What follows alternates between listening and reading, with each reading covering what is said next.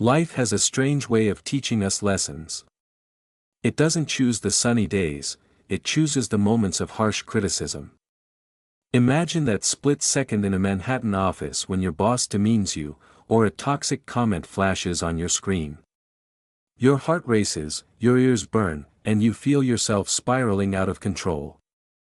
But what if I told you that this criticism is actually a gift? What if you had the power to refuse it in just 60 seconds? Stay with me, and you'll reclaim your peace without ever needing to fight back. Why is it that a simple string of sounds, a few sentences from a boss or a stranger, has the power to ruin your entire day? We like to think of ourselves as strong, as capable adults navigating a modern world, but in the face of a sharp remark, we often feel like children again. We feel that heat rising in our chests, the sudden urge to defend ourselves, or the crushing weight of self-doubt. To understand how to stop this, we first have to understand why we shatter in the first place. Think of your ego as a shield you carry into every interaction. Most of us, without realizing it, build this shield out of glass. From the outside, it looks impressive. It's shiny, it's hard, and it's transparent. We use it to show the world our titles, our achievements, and our intelligence. But glass has a fatal flaw: it is brittle. It doesn't bend, and it doesn't absorb impact. When a stone of criticism is thrown at a glass shield, it doesn't just dent, it shatters. This is why you feel broken when someone attacks your character. You aren't reacting to the words themselves, you are reacting to the cracks forming in that fragile image you've spent years polishing. We spend so much of our lives trying to thicken the glass, hoping that if we just become more successful or more perfect, the stones won't hurt as much.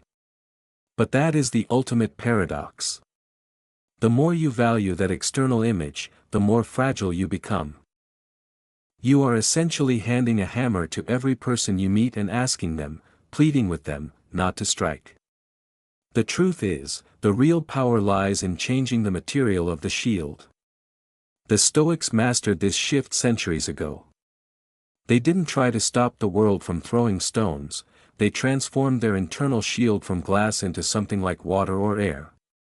When someone hurls an insult at a river, the water simply moves, absorbs the impact, and continues its flow. It doesn't break because it doesn't cling to a rigid shape. This brings us to a profound realization that can be difficult to swallow at first. Epictetus, a man who was born into slavery and rose to become one of the greatest philosophers in history, taught a lesson that remains the ultimate form of psychological freedom. He understood that we are not disturbed by what happens to us, but by the views we take of those events. The truth is, no one can hurt you without your own permission. I know how that sounds when you're in the middle of a heated argument or feeling the sting of an unfair performance review. It doesn't feel like you're giving permission, it feels like an assault. But it only feels that way because you haven't been given the tools to reclaim your power in those critical 60 seconds. You've been conditioned to believe that your worth is tied to the opinions of people who might not even know their own hearts, let alone yours. Trust me, there is a better way to live than being at the mercy of everyone else's mood. What if you had a mental emergency kit? A set of protocols you could trigger the moment you feel that shatter beginning to happen. Over the next few minutes, we are going to dive into 7 emergency Stoic techniques, tactical maneuvers for your mind that act as a decoder for human hostility. These aren't just theories, they are practical tools to help you stay as calm as the eye of a hurricane while the storm rages around you. Let's look at how you can turn that glass shield into an impenetrable fortress of the soul. Now that we understand the fragility of the glass ego, let's talk about how we actually start building that internal fortress. The Stoics didn't just sit in ivory towers debating definitions, they were in the trenches of life, managing empires and facing execution. They needed techniques that worked in seconds, not years. They needed a way to interrupt the spiral before it consumed them. Today, I want to give you the first 2 tools in your emergency kit. The first technique is what philosophers call the view from above. Imagine for a moment that you are in a high-stakes meeting in a glass-walled office in Midtown Manhattan. Someone across the table just attacked your integrity. They've questioned your work, your motives, perhaps even your character. You feel that familiar heat. Your vision narrows. You are hyper-focused on their lips, their tone, the smug look on their face. You are trapped in a microscopic drama. In this moment, I want you to perform a mental maneuver. Imagine a drone sitting on your shoulder. Suddenly, it takes off. It flies through the ceiling, past the HVAC systems, and looks down at the office. You see yourself and the person shouting at you. From 30 feet up, you both look like tiny figurines in a plastic diorama. The drone keeps rising. Now you see the entire grid of New York City, millions of people rushing, all with their own hidden heartbreaks, their own terminal illnesses, their own desperate dreams.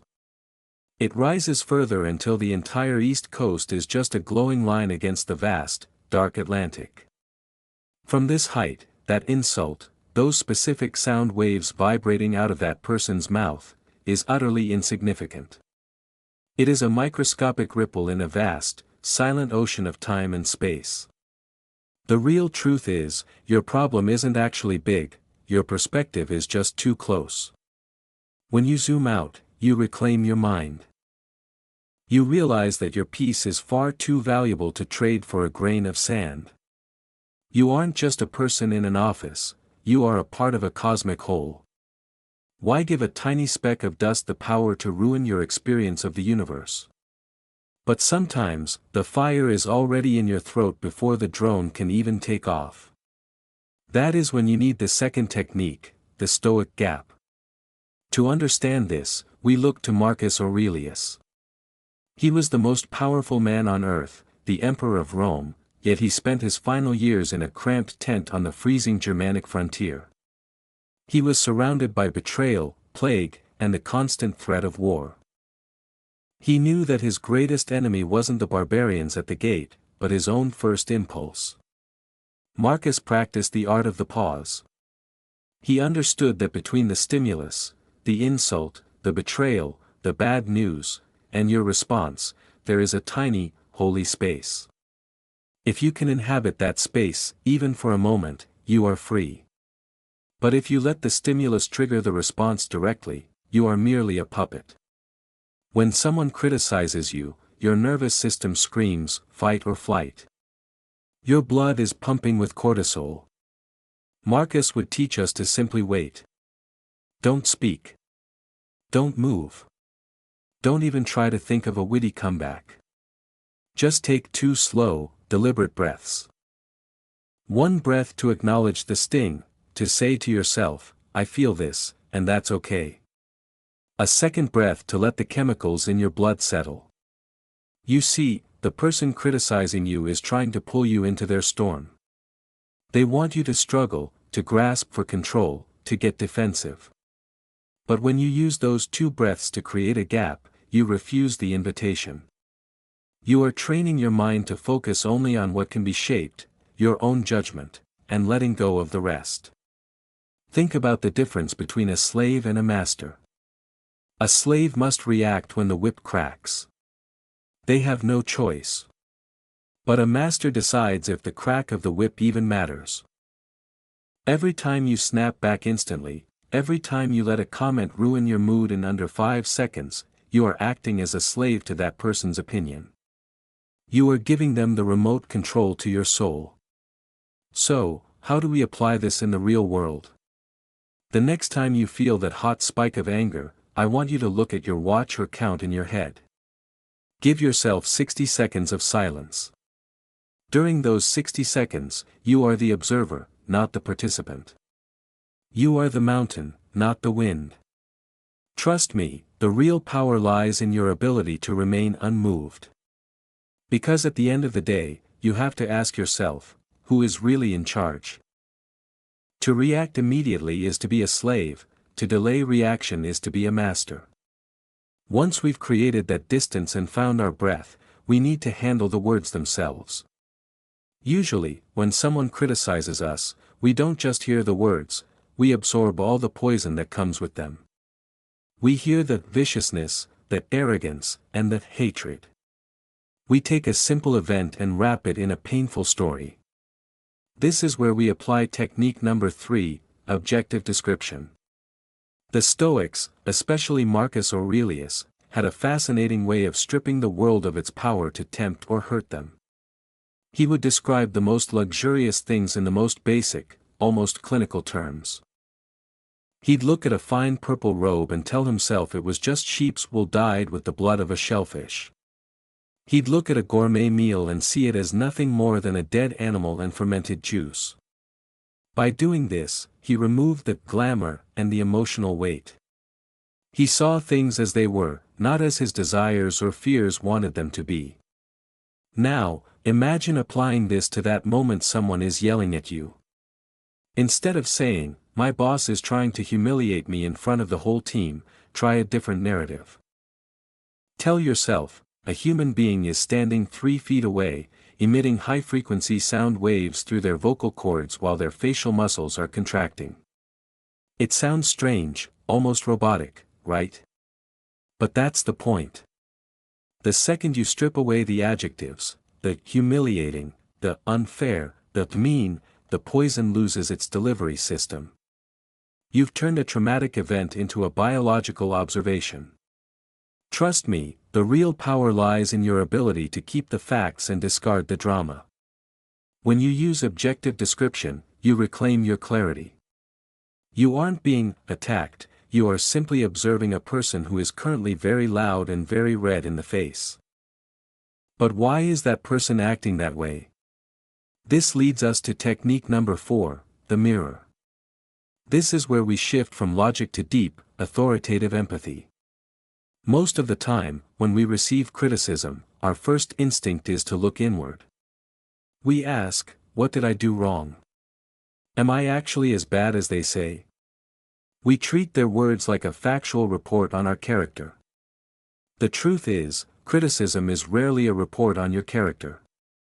It is almost always a status report on the speaker's internal world. Think about it this way.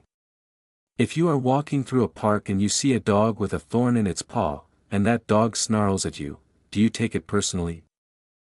Do you go home and cry because a dog doesn't like you? No. You recognize that the dog is in pain. You understand that the snarl is a symptom of its suffering, not a judgment of your value as a human being. People are no different. A person who is truly at peace, who is fulfilled and confident, does not spend their energy trying to make others feel small. It's impossible. When someone lashes out at you, they are holding up a mirror and showing you their own exhaustion, their own insecurity, and their own brokenness. Maybe they are terrified of losing their job. Maybe they are battling a failing marriage or a hidden illness. Their outburst is a reflection of the storm raging inside them. When you see their words as a reflection of them rather than a definition of you, the sting disappears. You realize that while you only have to deal with their toxicity for 60 seconds, they have to live inside that mind 24 hours a day. How do we practice this in the real world? The next time someone tries to provoke you, I want you to stop and ask yourself, what must be going on inside that person for them to think this behavior is justified? This shift in focus is a game changer. It allows you to stay connected to your own worth while detaching from their chaos. You might think that getting angry back is a way of standing up for yourself.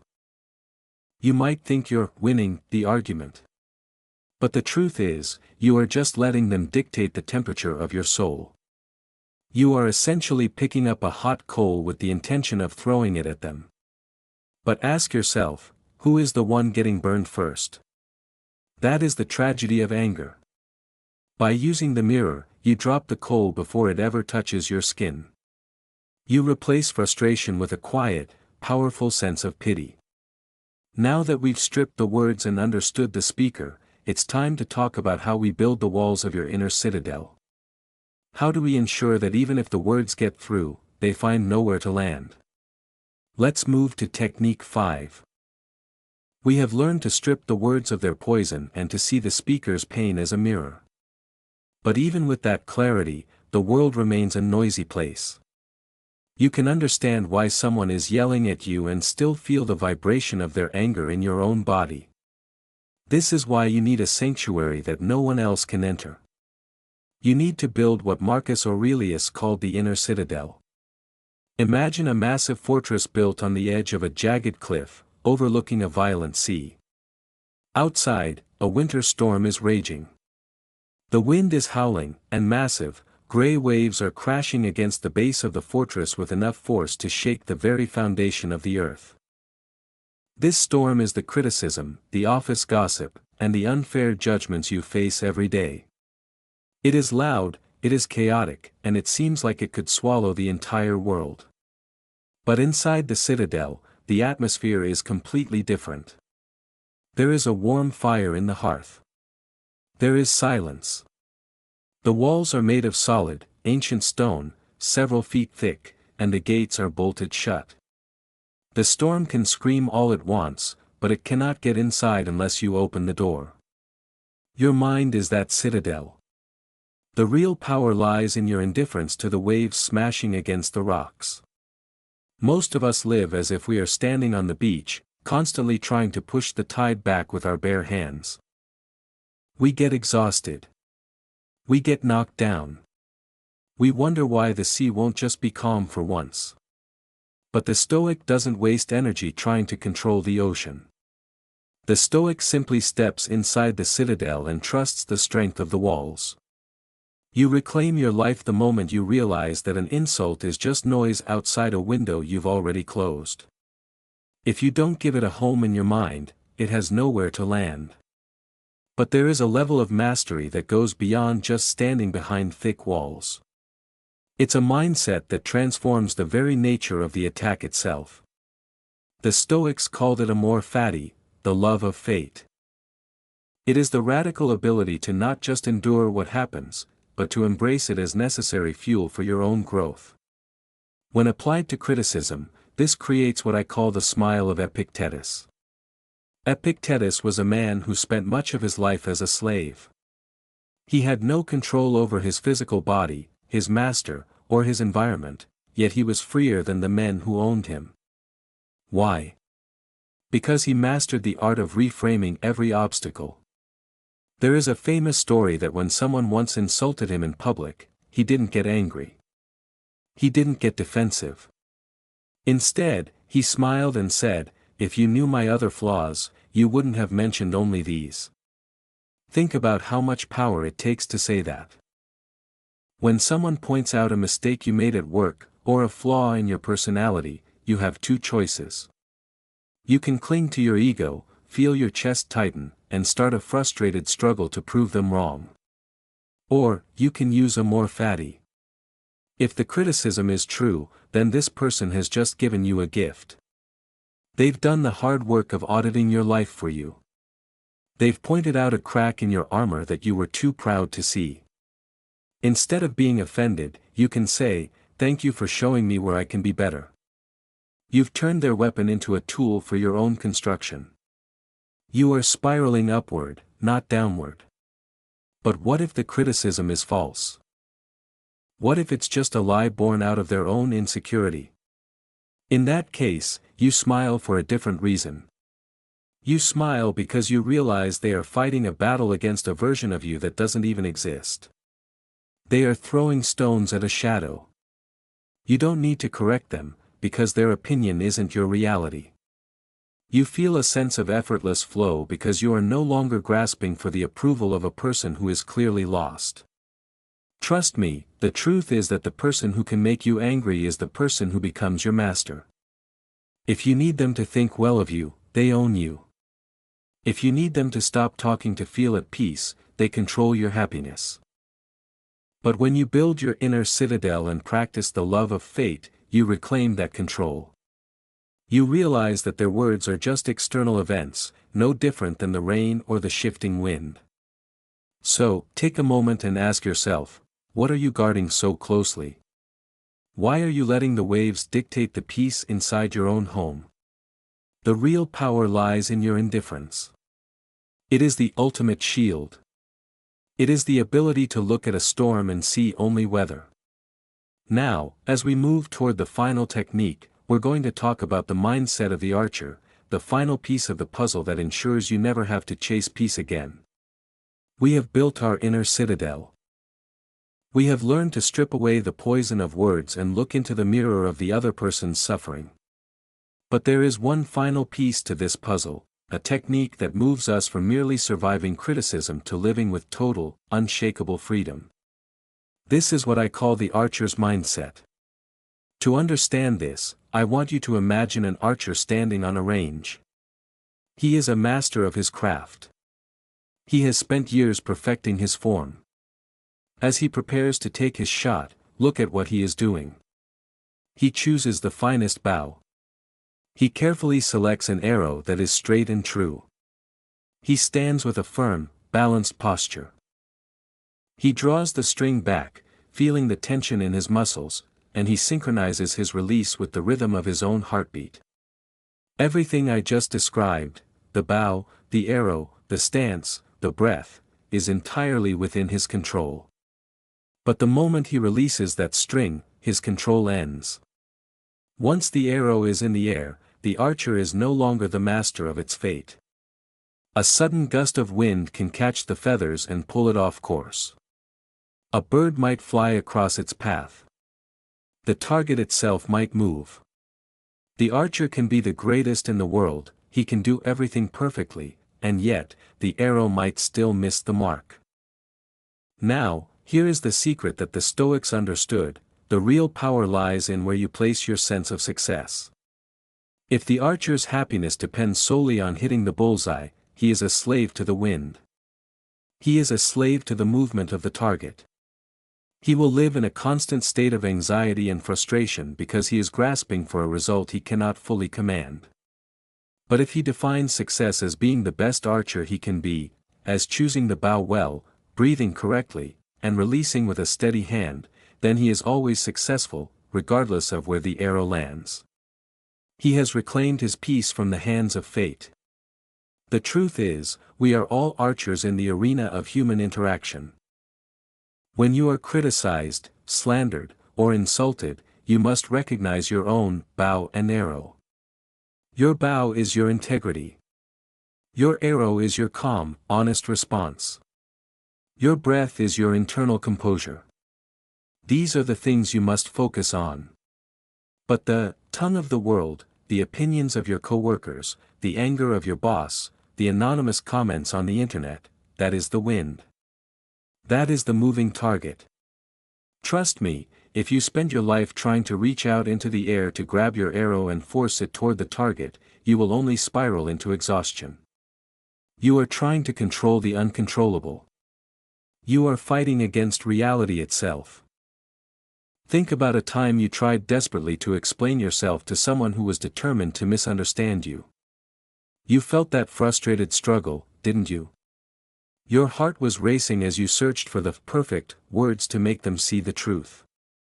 You were clinging to an outcome. You were trying to force the wind to stop blowing. And what happened? You felt depleted. You felt small. The archer's mindset offers you a different path. It is the path of effortless flow. When someone criticizes you, you do your part. If there is a grain of truth in what they say, you fix it. If there isn't, you speak your truth calmly, or you choose the power of silence. You fletch your arrow, you draw your bow, and you release. What they think of you after that? That is the wind. Whether they apologize or continue to hate you, that is the target moving. It has nothing to do with your worth. It has nothing to do with your success as a human being. The real battle is always within, training the mind to focus on what can be shaped and letting go of the rest. This shift is the ultimate source of confidence.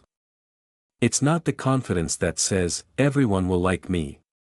It's the certainty that says, I will be okay even if they don't. You are no longer chasing the approval of others, you are mastering your own character. Take a breath. Reclaim that power. Stop looking at where the arrow landed and start looking at how you held the bow. Because the highest form of freedom is this: do your part well, and let the world do its part. We have traveled a long way today.